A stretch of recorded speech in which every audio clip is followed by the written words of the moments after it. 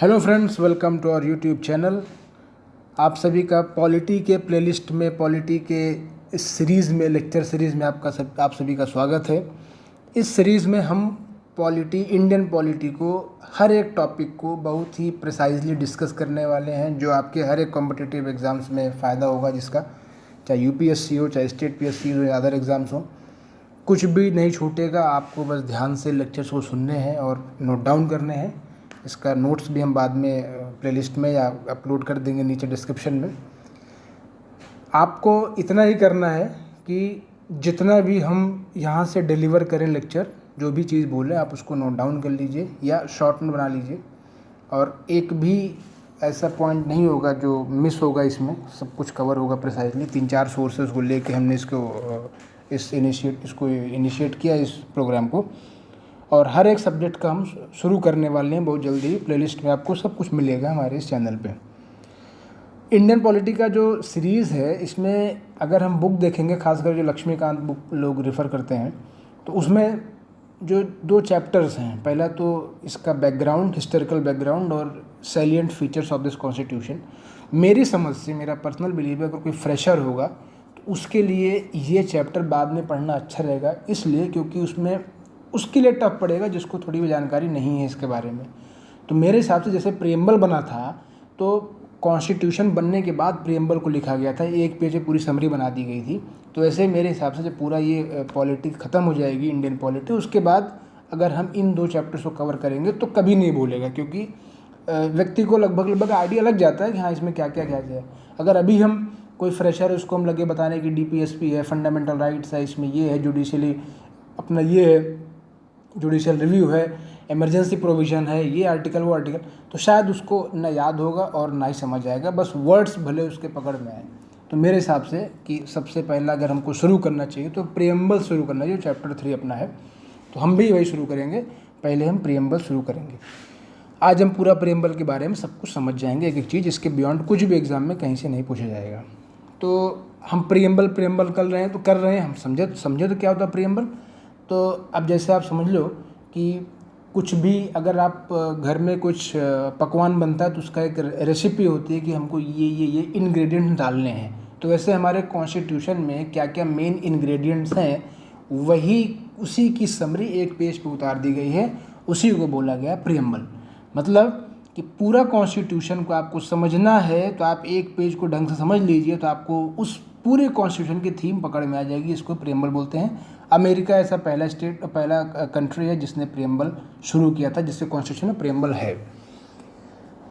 Second thing, थोड़ा सा आप जान लीजिए कि ऑब्जेक्टिव रेजोल्यूशन नेहरू जी ने पास किया, मूव कराया था 13 दिसंबर 1946 को। बाद में वो 22 जनवरी को अडॉप्ट हुआ था, तो उसी को बाद में प्रियम्बल बनाया गया था। तो ये प्रियम्बल के पहले आप बोलेंगे तो इसको ऑब्जेक्टिव रेजोल्यूशन भी कहा जाता है। इसको आप ध्यान रखिए, क्योंकि कभी कभी एग्जाम पूछा जाता है। तो चलिए टाइम वेस्ट न करते हुए हम प्रियम्बल को पढ़ ही लें। बस इतना ध्यान रखना है कि जो ओरिजिनल प्रियम्बल था उसमें 3 वर्ड नहीं थे। जो अभी हम रीड करेंगे, जो भी आप या गूगल से या अपनी बुक से पढ़ेंगे, तो उसमें जो 3 वर्ड आपको दिखेगा, सोशलिस्ट, सेकुलर, इंटीग्रिटी, ये ओरिजिनल प्रियम्बल हमारा उसमें कॉन्स्टिट्यूशन में नहीं था। ये 42nd अमेंडमेंट 1976 में इन तीनों वर्ड्स को इंट्रोड्यूस किया गया था। तो आइए एक बार हम प्रियम्बल की रीडिंग लगा लेते हैं।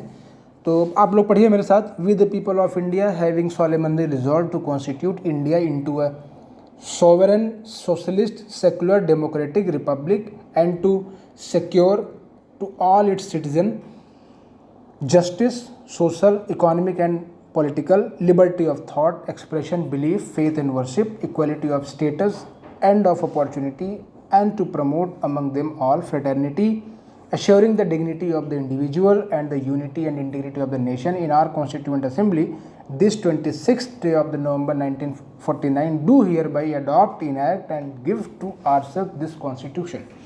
अगर आप देखिए फर्स्ट लाइन मैंने क्या लिखा है, we the people of India do enact and give to our self this constitution. मैंने इतना ही लिखा था, बीच में पूरा था जो आप देख सकते होंगे। इतना लिखने के पीछे एक वजह थी कि जो स्टार्टिंग लाइन है, we the people of India enact and give to our और एंडिंग में आपका है enact and give to our self this constitution.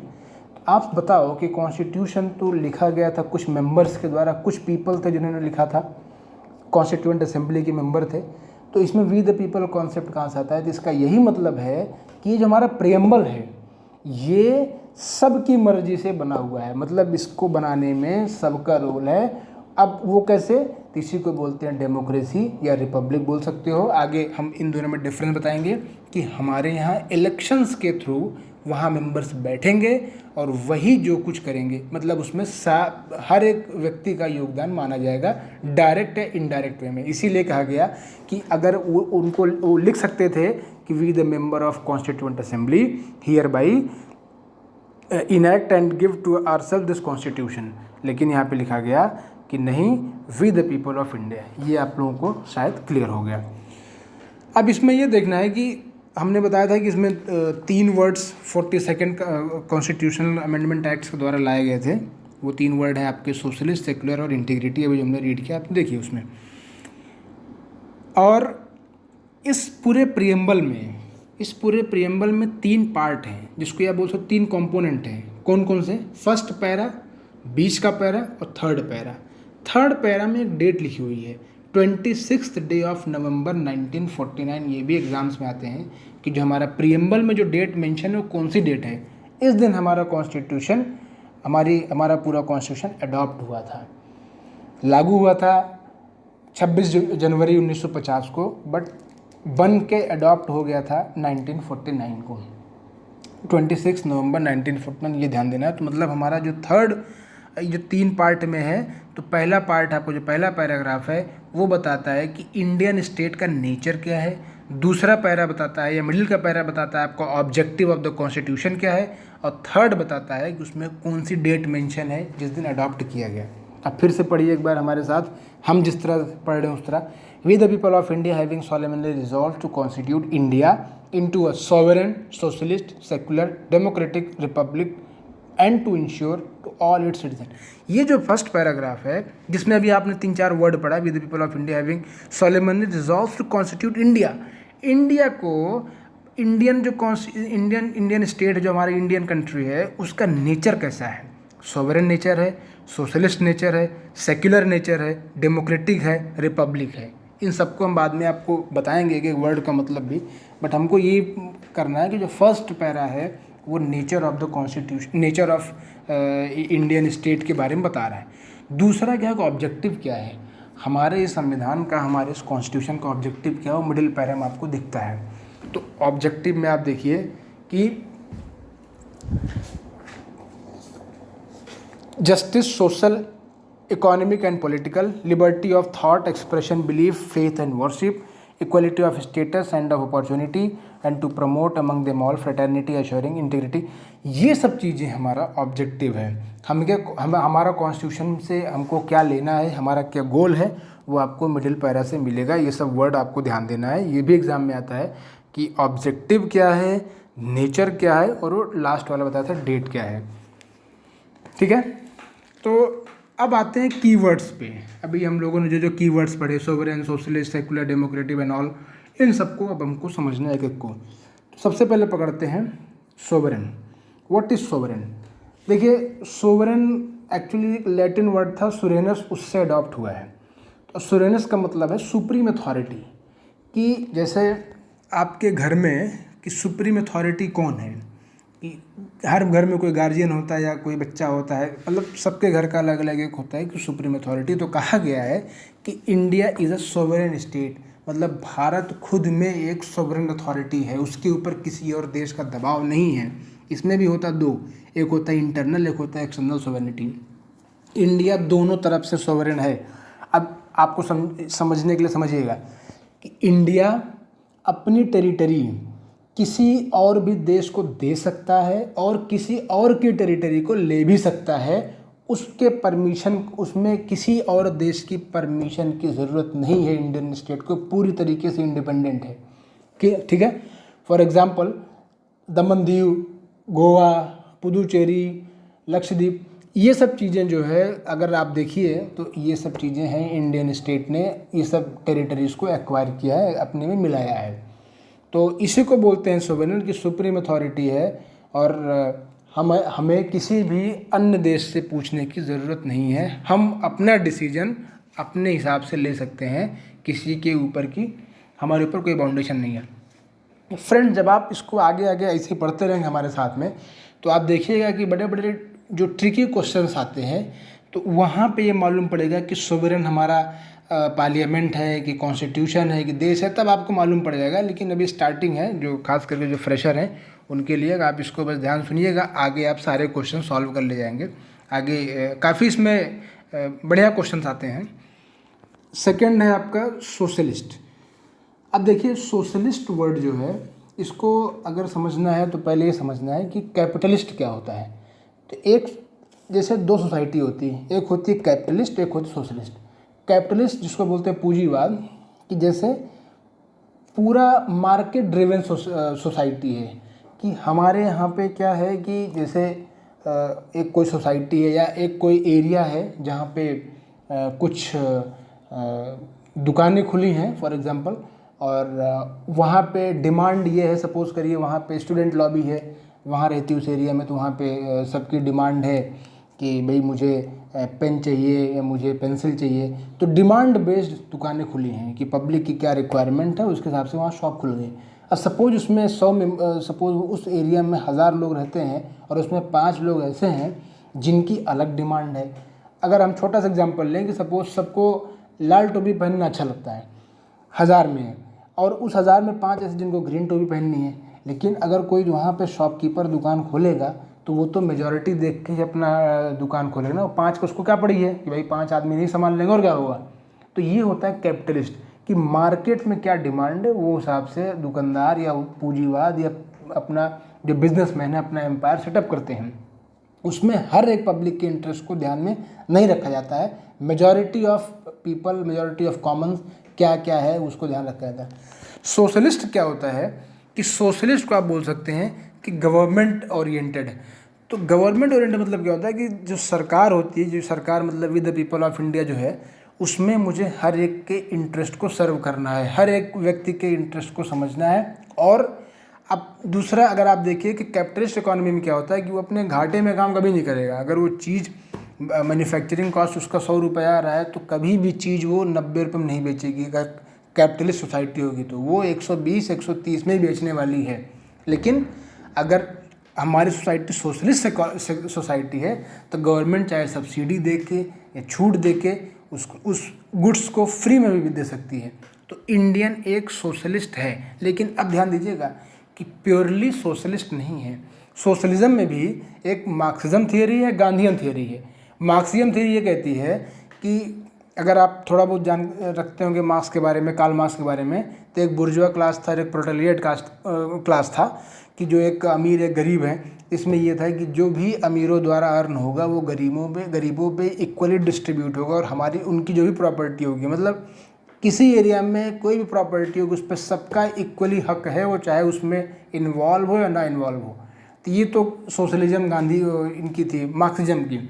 Gandhi ji की भी सोशलिज्म थियरी अलग थी, उनकी भी थियरी सोशलिज्म लेकिन अलग थी इनसे। उनका मतलब ये था कि डिसेंट्रलाइज होना चाहिए, और गांव का भी एक मतलब गांव ग्रामीण स्तर से डेवलपमेंट आना चाहिए, ग्रामीण स्तर सबका रूल होना चाहिए। उन्होंने लास्ट पायदान के आदमी को भी उठाने की बात करी थी। तो अलग अलग इन दोनों का कॉन्सेप्ट था। तो अगर हमारे इंडिया का जो सोशलिज्म है वो कंप्लीट ब्लेंड है मार्क्सिज्म का भी और गांधी जी का भी, जो ज़्यादातर झुका हुआ गांधी जी की तरफ। तो हमारी सोसाइटी मिक्स है कि हम जैसे आप देखिए तो काफ़ी चीज़ हर एक इंटरेस्ट, क्योंकि डेमोक्रेटिक है, हर एक पब्लिक का इंटरेस्ट सर्व करना पड़ता है, लेकिन फिर भी मार्केट ड्रिवन भी है और गवर्नमेंट ड्रिवन भी है। तो और सोशलिज्म का मतलब आप लोग शायद समझ गए होंगे। अगला सेक्युलर तो मोटा मोटा सभी जानते हैं कि जैसे किसी एक धर्म को ना प्रमोट करना, ना ही अपना एक हमारी आईडी बनाना कि ये हमारा, जैसे पाकिस्तान इस्लामिक स्टेट है, लेकिन इंडिया ना हिंदू स्टेट है, ना बौद्ध स्टेट है, ना ईसाई स्टेट, ना इस्लाम। मतलब हिंदुस्तान ने किसी भी एक अलग रिलीजन को, किसी भी एक रिलीजन को अपना अडॉप्ट वो नहीं किया है कि भाई हमारा देश इस धर्म से जाना जाए। जबकि हमारे नेबरिंग नेशन पाकिस्तान ने डिक्लेयर किया है वो इस्लामिक स्टेट है, और नेपाल भी अभी 2007 के पहले तक हिंदू स्टेट था, मतलब हिंदू रिलीजन बेस्ड स्टेट था। अभी इसमें तो सेकुलरिज्म उसने भी अडॉप्ट किया गया 2007 के बाद। तो सेकुलर ये है कि सर्वधर्म सम्मान, सारे धर्म को यहाँ पे प्रैक्टिस करने का पीपल को राइट है। अगला है डेमोक्रेटिक। डेमोक्रेटिक मतलब पीपल द्वारा चुनी हुई सरकार, मतलब by the people for the people, और by the people for the people जो कॉन्सेप्ट है कि भाई ये जो सरकार है पीपल के लिए है और पीपल द्वारा ही चुनी गई है। मतलब ये कोई राजा रजवाड़ा वाला नहीं है। यहाँ पे इंडिया में इलेक्शन होते हैं जिसको बोलते हैं डेमोक्रेटिक नेशन, कि जनता जिसको चाहेगी उसी को अपना मुखिया बनाएगी। किसके लिए? खुद के लिए, कि भाई जो भी हमारे हिंदुस्तान में 138 करोड़ जनता है, 138 करोड़ जनता है, तो इनको गवर्न करने के लिए यही जनता नियुक्त अपने यहाँ के एरिया से अपने एमपीज़ और एमएलएज का चुनाव करती है। तो हो गया डेमोक्रेटिक आपका। उसके बाद रिपब्लिक आता है। रिपब्लिक में क्या है कि देखिए डेमोक्रेसी में भी ऐसा है कि जो हमने एमपीज़ और एमएलएज को तो चुन के भेज दिया, जो संसद भवन में बैठ के हमारे लिए कानून बनाते हैं या हमारी बात रखते हैं, लेकिन जो हेड ऑफ़ द स्टेट होता है, head of the state depend करता है कि नॉमिनेटेड है या इलेक्टेड है। Head of the state India में प्रेसिडेंट को बोलते हैं। और जैसे अगर आप ब्रिटेन का एग्जांपल देंगे, ब्रिटेन में तो वहाँ पे ऐसा है कि वहाँ भी डेमोक्रेसी है, पीपल द्वारा वहाँ इलेक्शन होते हैं और वहाँ भी एमपीज़ एमएलएज इलेक्ट होते हैं। लेकिन जो फाइनल साइन होता है हेड ऑफ़ द स्टेट जो होते हैं, वहाँ की जो क्वीन होती हैं, वो जो है वो हेरिडिटरी है, मतलब वहाँ पे उनका इलेक्शन नहीं होता है, वो चला आ रहा है, वंशानुगत चला आ रहा है। लेकिन इंडिया में ऐसा नहीं है। इंडिया में हेड ऑफ़ द स्टेट जो प्रेसिडेंट होता है उसका भी इलेक्शन होता है। तो इलेक्टेड अगर हेड ऑफ़ द प्रेसिडेंट है तो इलेक्टेड अगर हेड ऑफ़ द स्टेट है तो उसको रिपब्लिक बोलते हैं। तो अगर नॉमिनेटेड रहेंगे तो वो भी डेमोक्रेटिक नेशन हो सकता है, लेकिन वहाँ के nominated head of the state रहेंगे और इसको रिपब्लिक बोलते हैं। वो या जहाँ पे हेड ऑफ़ द स्टेट वो मतलब वंशानुगत चले आ रहे हैं उसको मोनार्क या मोनार्क सिस्टम बोलते हैं उसको, ठीक है। फिर जस्टिस जुडिशल सिस्टम है तो सब पता ही है। अब आता है लिबर्टी। लिबर्टी और फ्रीडम दो वर्ड हैं। हमने लिबर्टी यूज़ किया, फ्रीडम नहीं यूज़ किया। क्यों? जैसे फ्रीडम में आप कह सकते हैं कि जैसे कोई गार्जियन कहते हैं भाई मैंने अपने बच्चों को छूट दे रखी है, मतलब आपको किसी से फ्रीडम मिलती है। बट लिबर्टी में ऐसा नहीं, वो सेल्फ आप लिबरल हैं, आप जो है कुछ भी करिए। तो इंडिया का जो ऑब्जेक्टिव है वो हमारा लिबरल है, मतलब हम चाहते हैं कि पीपल अपने मन से या पूरा देश कोई भी डिसीजन ले, वो कोई उसको फ्रीडम दे नहीं रहा है, वो खुद से लिया हुआ है, ठीक है। इक्वलिटी तो बराबरी का है हर जगह कि भाई हमको एजुकेशन में और एम्प्लॉयमेंट में हर जगह हमको बराबरी का मौका मिले, ये आपका इक्वलिटी का है। फ्रेटर्निटी मतलब ब्रदरहुडनेस, हमारा भाईचारा हो। तो जो मेन वर्ड्स की वर्ड्स थे उसको हमने समझ लिया। Sovereign, socialist, secular, democratic, republic, justice, liberty, equality, fraternity. इसमें एक क्वेश्चन ये बनता है कि यूनियन ऑफ ट्रिनिटी मतलब तीन जो खास वर्ड हैं, कौन कौन से वर्ड हैं, वो आपका लिबर्टी, इक्वलिटी और फ्रेटर्निटी। ये तीनों जब मिल जाते हैं, लिबर्टी, इक्वलिटी और फ्रेटर्निटी, तो इसको बोलते हैं union of Trinity, okay.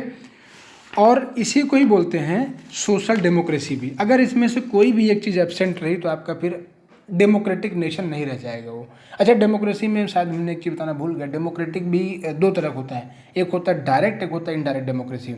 Direct democracy generally छोटे देशों में होता है जहाँ पे जनसंख्या कम हो, मतलब कि वहाँ पे कोई भी डिसीजन लेना होता है तो भाई पब्लिक से हर बार रेफरेंडम कराते हैं, पब्लिक से पूछते हैं। बट बड़े देश में ऐसा पॉसिबल नहीं कि आपको हर एक टॉपिक पे बात करने के लिए पब्लिक वोटिंग कराई गया हो, तो मतलब बहुत टफ हो जाता है। तो इंडिया में इनडायरेक्ट डेमोक्रेसी है, डायरेक्ट डेमोक्रेसी नहीं है, ओके। तो हो गया आपका यूनियन ऑफ ट्रिनिटी जिसमें आपका लिबर्टी, इक्वलिटी, फ्रेटर्निटी है।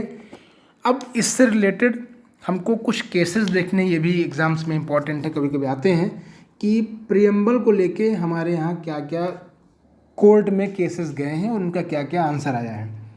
पहला था आपका बेरूबरी यूनियन केस 1960 का है, दूसरा आपका केशवानंद भारती केस जो 1973 का है, तीसरा आपका LIC ऑफ इंडिया केस 1995 का है।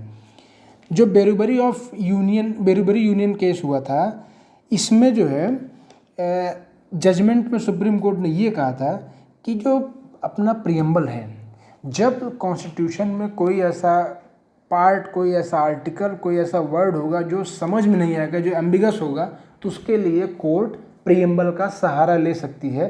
जैसे फॉर एग्जांपल आपको हम एक उदाहरण देंगे कि सपोज़ कॉन्स्टिट्यूशन में कुछ किसी एक आर्टिकल में कुछ ऐसा मेंशन है कि जो एक्सप्लिसिटली मतलब डिस्क्राइब नहीं, हम उसको समझ नहीं पा रहे हैं कि क्या उसका कई मतलब निकलते हैं, तो उसका इसेंस क्या है, तो वो हमारा प्रियम्बल से ले सकते हैं। प्रियम्बल से हम उसका इसेंस निकाल के हम जजमेंट देंगे, ऐसा उन्होंने कहा था। अब दूसरा कहा था कि लेकिन उन्होंने ये भी कहा था कि प्रियम्बल संविधान का पार्ट नहीं है। ध्यान दीजिएगा, बेरूबरी केस में सुप्रीम कोर्ट ने कहा था कि बेरूबरी केस में कि प्रियम्बल संविधान का पार्ट नहीं है। केशवानंद भारती केस जो 1973 हुआ था, उसमें कहा था, मतलब जजमेंट में बहुत कुछ था, लेकिन एक लाइन ये भी थी कि प्रियम्बल एक संविधान का पार्ट है। और LIC ऑफ इंडिया में कहा था 1995 में कि प्रियम्बल एक इंटीग्रल पार्ट है। मतलब देख रहे हैं आप कि सुप्रीम कोर्ट अपने ही वर्डिक्ट को चेंज कर रही है। 1960 में कहा था प्रियम्बल, बेरूबरी केस में कहा था कि preamble is not an part of the constitution, और 1973 में कहा था कि प्रियम्बल इसका पार्ट है। यहाँ पे क्रॉस मार दीजिए, कह रहा है प्रियम्बल पार्ट नहीं है। सेकेंड केस में बोला था पार्ट है, और LIC ऑफ इंडिया केस में कहा था कि इंटीग्रल पार्ट है ये। ठीक है, अब इसमें ये देखना है कि प्रियम्बल को अमेंड कर सकते हैं नहीं, तो हम बता दें स्टार्टिंग में भाई अमेंडमेंट हुआ है तो कर ही सकते हैं। तो इसमें भी आपको ये देखना है कि केशवानंद भारती केस में कहा था कि ये हम अमेंड कर सकते हैं, और आर्टिकल 368 के तहत करेंगे। मतलब 368 मतलब होता है कॉन्स्टिट्यूशन अमेंडमेंट एक्ट के तहत होता है। वो आगे हम डिटेल में बताएंगे कि सिंपल मेजॉरिटी क्या होती है, स्पेशल मेजॉरिटी क्या होती है। बस आपको भी इतना याद रखना है कि आर्टिकल 368 के तहत हम प्रियम्बल को अमेंड कर सकते हैं, बशर्ते बेसिक स्ट्रक्चर हमारा डिस्टर्ब नहीं होना चाहिए। ये बेसिक स्ट्रक्चर का कॉन्सेप्ट भी सुप्रीम कोर्ट ने केशवानंद भारती केस में दिया था। वो भी आगे वीडियोस में आपको डिटेल में हम बताएंगे कि क्या क्या उन्होंने बताया था कि संविधान का बेसिक स्ट्रक्चर है कि आप कुछ भी अमेंडमेंट करिए, लेकिन ये सब चीज़ें डिस्टर्ब नहीं होना चाहिए। तो ये आपका प्रियम्बल से जुड़े हुए पूरा हर एक टॉपिक हमने ढंग से कवर किया। आप इसको चाहे तो नोट डाउन कर लीजिए शॉर्ट में, और ये आप वीडियो डाउनलोड कर लीजिएगा, सेव कर लीजिएगा। ये फ्यूचर में आप एक बार इसको और सुन लेंगे तो कभी भी ये भूलेगा नहीं। Okay friends,